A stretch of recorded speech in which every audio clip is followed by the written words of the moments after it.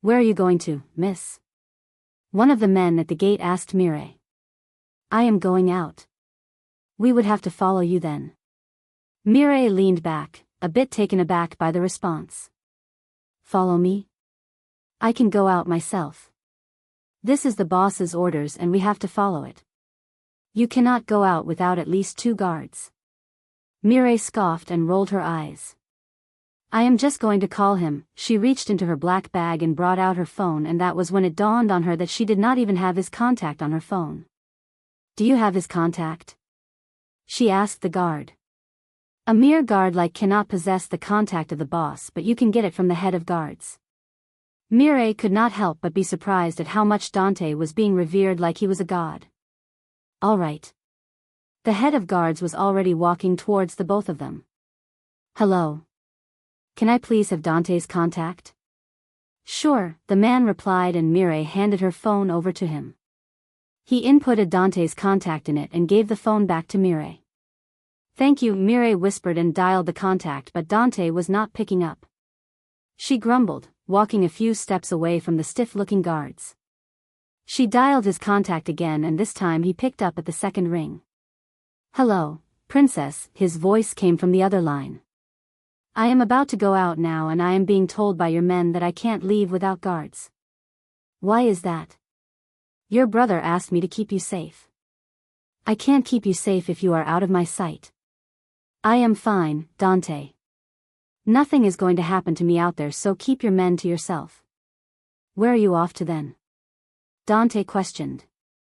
To see my boyfriend, and privacy would be needed, she replied, and the line went silent for the next couple seconds. Dante? She had to call his name to make sure he was still on the line. My men would follow you, and that is final. His voice was harsh. Dante. You either stay back home or let my men follow you, princess. Mireille was about to argue with him, but the call ended with a beep. She looked at the screen of her phone, annoyed and pissed off. She glanced at her wristwatch.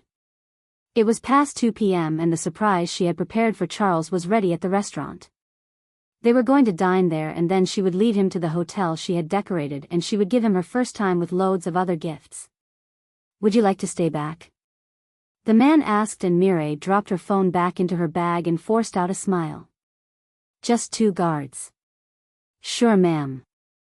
The head of guard selected 2 men, and Mireille could not help but sigh as one of them pulled the door of a black car open for her.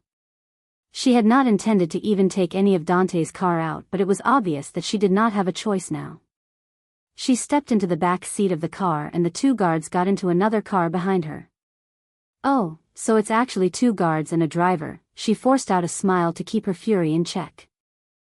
Where to, Miss Mireille? Ravenna restaurant.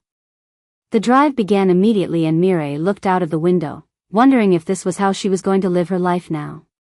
Overprotected by her brother's friend. The ride was smooth and quick, and in no time, Mireille was walking into Ravenna restaurant, her head slightly bowed in a way that had her hair partly covering her face. She felt embarrassed, having 2 men behind her. She looked around the restaurant and smiled a bit when she saw Charles. She walked over to him and kissed his cheek. Happy birthday, Charles. Thank you, Mireille. Charles looked at the 2 men behind her. Who are they? One of them pulled out a seat for Mireille, and she sat down before trying to explain the situation to Charles. I am really sorry, but you know how my brother can be, and he would support his friend doing this. Mireille looked at the 2 guards. Can you go sit at the other side? It's really uncomfortable talking with you guys staring. We are sorry, Miss Mireille, but we have to be close to you at all times. Mireille wanted to scream her lungs out, but she decided to stay calm and use another method. Would you like it if I call Dante and tell him that you 2 are making me uncomfortable? She asked, and the look of fear flashed across the faces of the previously expressionless guards. They sure feared their boss.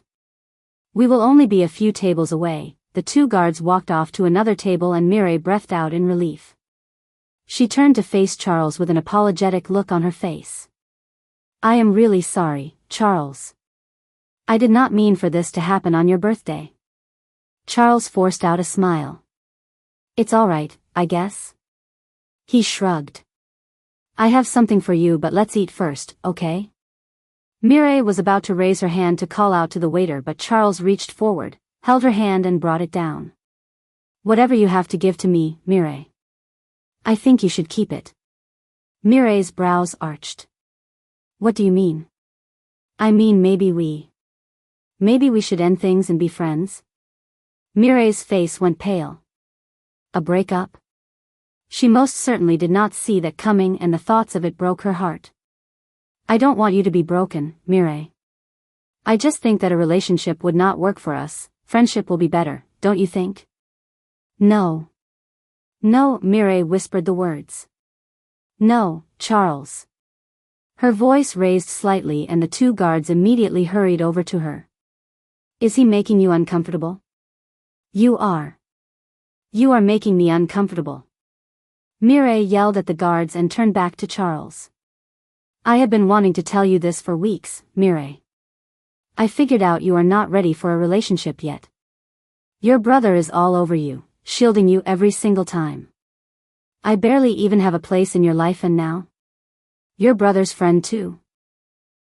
You are not ready to have a relationship, Mireille. Charles stood up from the chair, but Mireille was quick to grab him by his arm.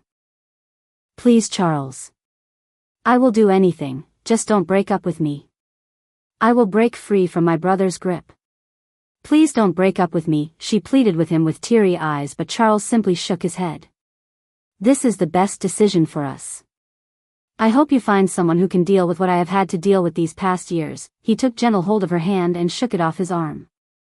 Mireille felt a few tears roll down her cheeks as she watched the only boyfriend she had ever had walk out of the restaurant, out of her life. She was hurt, sad, and at the same time angry. This was James's fault. She was not a little girl to be protected, and maybe she could show him how grown she was. How much of a bad girl she could be.